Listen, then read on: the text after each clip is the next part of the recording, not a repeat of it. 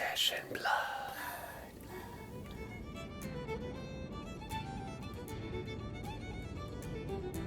Tobias was a bit hazy but warm in a corner of the Larynx Smurf Tavern.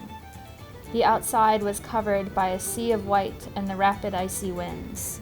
Obsessed with the legend of the Guardians, Tobias was on a quest to discover his own powers from the flow. I will find my elemental essence. As his determination grew, his eyes rested upon a stylish wayfarer playing an electrifying tune on his fiddle. The drunken crowd was going wild as he continued to send thunder waves of sound throughout the tavern. After the performance, Tobias was buying round after round for the talented fiddler. This must be the work of the flow. Your playing is shockingly good, I can tell. Oh, these old tunes? I don't know. I've been doing this for years, but only recently has my music really seemed to create a buzz. What do they call you? The name's Bezzer, though the fans call me Mr. Classic. Oh, I am also enchanted with the webs of flow.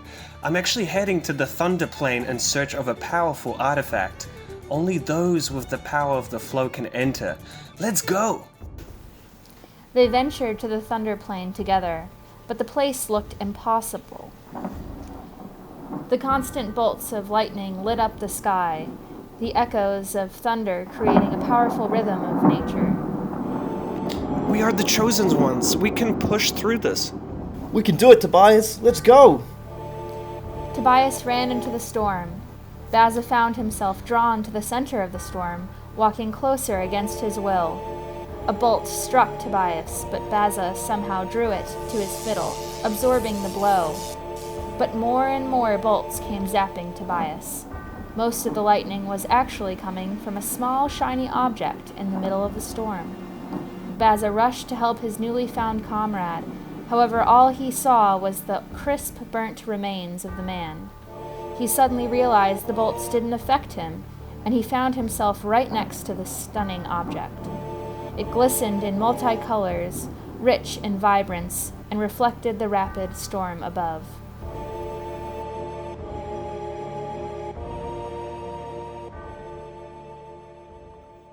Welcome everybody to Session Blood episode 39, spoiler edition. And damn, Shock Charmers, what a card.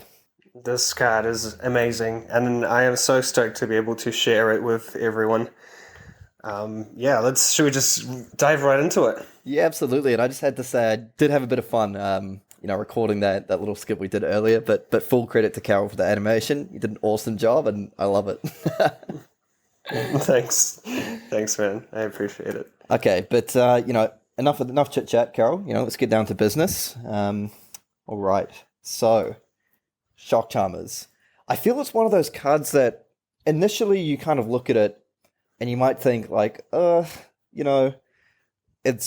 doesn't defend. Its equipment doesn't defend, and 2 resources, 1 damage. What's that about? Absolutely, but there's one crucial thing that sometimes you have to see what's not written on the card than what is written on the card. And what's not written is once per turn instant. You can activate this any amount of times you want in a single turn, which makes it incredible. Makes it such an incredible card because it just does so many things. And I feel like even when you start the game, a lot of the time you just want to get rid of your hand. If it's your opponent's going first, they don't really do much. And this is just that perfect resource sink. Straight off from the get-go, you can just filter your hand at any point. But yeah, let's talk about the ability itself. What do you think of that one damage? What does that tell you from like a competitive standpoint, Kieran?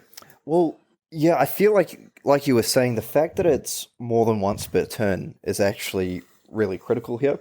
And then that's the thing, like, I feel a lot of the time, when you're playing an aggressive deck, and, we've seen Lexi so far revealed, we've seen a few cards. Obviously, Lexi's both a lightning and an ice hero, so, there may be multiple ways to play it, but it's probably a safe bet to say, there's some sort of aggressive Lexi build out there. Let's be real. You look at the card, you look at some of the weapons, it's like, it looks strong. So, while you won't always be using that ability multiple times a turn, because it does take quite a lot of resources, I think the big thing about this is that it's constantly threatening, particularly in the late game. So, it's one of those things that, when you're getting down towards, it works, early game, but also late game, getting down towards the end of the game. And now Lexi has that hero ability to, give your next attack go again when you flip over a lightning card from Arsenal. When that first attack comes in at a breakpoint, say for 4 damage, for example, or 5 damage, it makes it really difficult, particularly if you have 3 or 4 cards in hand, because your opponent's thinking, okay, I don't want to kind of overblock this. If it's attacking for 4, I don't want to block that with 2 cards because I've still got to defend the next attack. But if I defend this with 1 card, what if I'm then facing down like an additional 3 or 4 damage from the Shock Charmers, which is basically going to kill me? I feel it's also really good at closing out games with things like Shiver giving an arrow dominate. You can give basically any arrow with 4 or more attack, and to basically finish off a game from nowhere. And what really strikes me about this card is I feel you can compare it in a way to something like Breaking Scales, which is, as a Katsu player for like a long, long time, one of my favorite equipments ever. And I feel as players who've ever played against Katsu can attest to, extremely frustrating. You're sitting there staring down like Breaking Scales the entire game, and you're like, well, damn, I guess I can't defend this one with Gustwave for 4 because Breaking Scales, or I can't defend this McGinchys for exact damage, or, insert any combo piece here because it's always the constant threat to deal 1 additional damage. I feel Shock Charmers kind of evokes that thought in a way, but the difference is it's not just 1 use per game. It sits there, it starts the game there, and it's there for the entire game. Yeah, absolutely. And I think that's a good point. It's just like that the threat of it is just can add to that layer of mind games. And because of how it's worded, it says the next time an attack deals damage, it means that even if your first attack gets completely defended, the ability still works on the following attack. So it's kind of like, it's just really hard to maneuver your way around this card. Right. Which I find really interesting. That's a good point. So your attack your attack comes in for let's say 5, like you're attacking for 5, for example. And your opponent defends with one of their equipments for 2, and then you go and activate Shockwavers twice, and they're like, all right, gotcha, sink below. And then you throw it on your next attack for 4 damage, and it's still got those Shockwave activations built up, is what you're saying. Which is... Yeah, absolutely. I feel that's going to catch people out, and that's pretty frustrating. That's a really annoying card to deal with.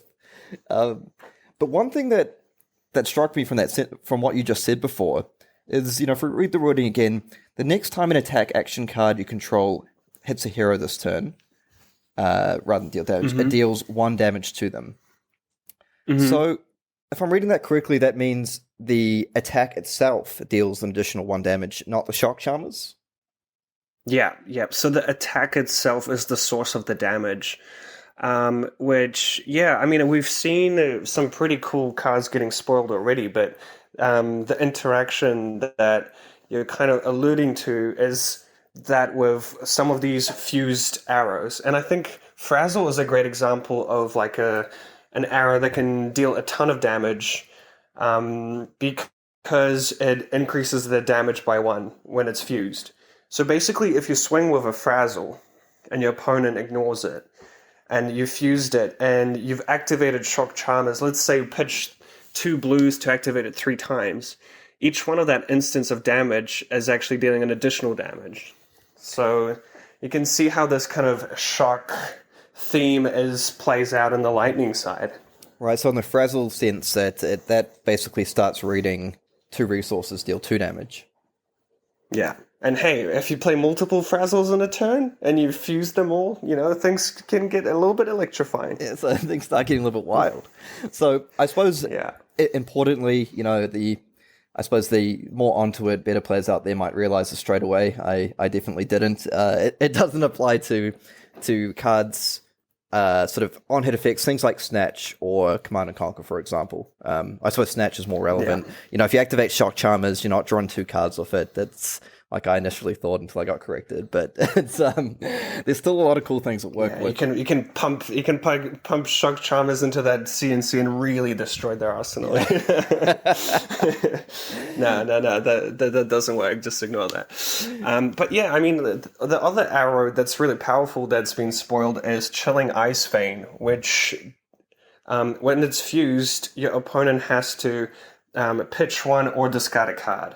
So when combined with Shock Charmers, it basically reads that for each instance of damage, they have to pay a resource or get rid of a card, which is pretty sweet if you're playing a deck that kind of struggles with resources. Some of these redline aggro decks, it's just a really powerful effect. Yeah, absolutely. And I feel even against, the boogeyman of the format decks like Chain, for example, which can be quite resource hungry in the sort of mid to late game. If you're getting things, if you're getting multiple activations off that, something like Chilling Ice Vein, for example, that can start to get pretty frustrating. Like if you have to pitch your only blue card in your hand, then you've got sort of a yellow and 2 reds or something. It actually, you might be effectively drawing 3 extra cards off your Soul Shackles, but if you don't have the resources, it can be pretty tough to deal with. Yeah, absolutely. And I feel like it kind of opens up more options in terms of deck construction because, traditionally I feel like aggressive decks kind of lean towards being built as these kind of redline aggro decks that use very little resources because of how inefficient it is to draw something like a four blues when you're trying to be aggressive, And I feel like Shock Charmers can really help mitigate that, because you have that resource sink for extra damage. So you can actually have a decent damage output on those high resource hands. Absolutely, like you were saying, whereas in the past, drawing multiple blues might have just represented a dead hand, and particularly in a, at least if we apply it to the current metagame, for example, where tempo is just so important, like you have to keep the pressure on, you can't really afford to be taking these turns off. Like, I feel Shock Charmers, like you say, really mitigates that. And I feel another card I want to give a bit of a shout out to that can maybe operate well with Shock Charmers is the old trusty 3 of a kind. Ooh, that's true. That's very true. You might not be able to play cards out from hand with 3 of a kind, but you can definitely pitch them. Yeah, exactly. I'm seeing a situation where, particularly if you have sort of no cards in hand, or maybe if you don't have one, you sort of get an arrow into Arsenal, or maybe you flip over your Arsenal card, give it go again from Alexi's ability, attack with that, and then you're threatening 3 cards of Shock Charmers, and you can put an arrow into Arsenal, fire that off, still threaten Shock Charmers. So I feel it lessens the chance of those cards just being dead in hand. And also it means your opponent is less able to just ignore things, because they can just look and be like, okay, well, if you 3 of a kind, if you attack in, I know you're not playing an attack reaction. Like that's not happening. Yeah, you're not playing any cards from hand. But they can't just sit there and be like, all right, I'm taking maximum X damage because maybe that's 2 other blues in your hand, and that's the extra 3 damage that's going to win the game.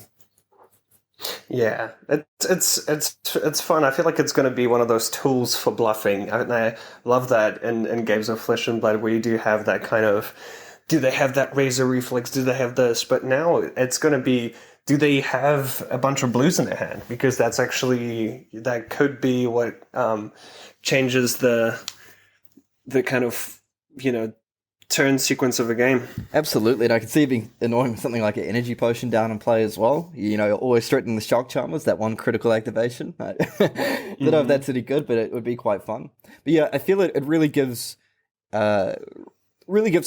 these decks, well, I suppose, it gives decks like Lexi the reach that may have been a little bit reserved for more, like, if you think of decks like the Renthia and Katsu, for example, which have all these great attack reactions, that particularly in the end game, you drop someone down to, somewhere between 4 to 6 life or something, and it's just that constant, oh no, like what's going to happen next? Like now I have to defend with like 3 cards every turn, and you can really lock someone out just through putting the fear into them of what's coming. And I feel Shock Charm is it really gives that additional reach by, particularly even in combination with attack reactions, just really blowing someone out if they don't defend for full damage.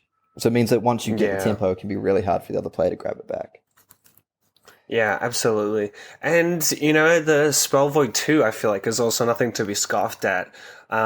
We have a lot of sources of arcane damage in the current classic constructed metagame and Blitz. I mean, Kano is always a threat in Blitz, so being able to prevent some damage, if you really need to, you can just pop those kind of prevent some crucial points of arcane damage and continue with your hand on your turn.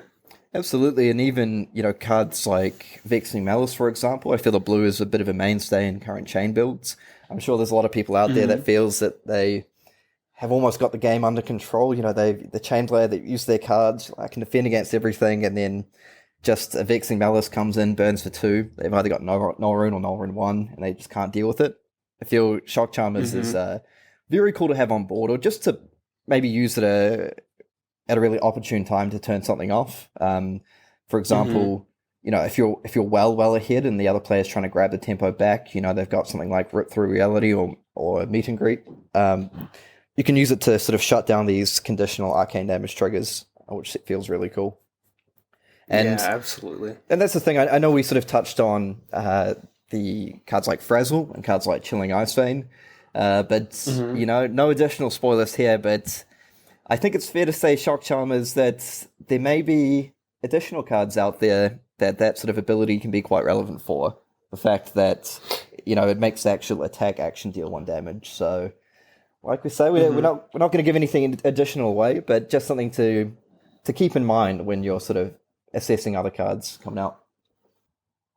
And the thing is, we've been talking about all the potentially competitive applications or really cool gameplay aspects of this card. But I feel one thing we've declined to mention is just how beautiful this card looks. Like, the art on this is just absolutely amazing. And I feel that's really a theme of Tales of Aria generally. The art of the cards I've seen so far just looks so good. It's so rich in colors and vibrant, as the skit alluded to, Carol.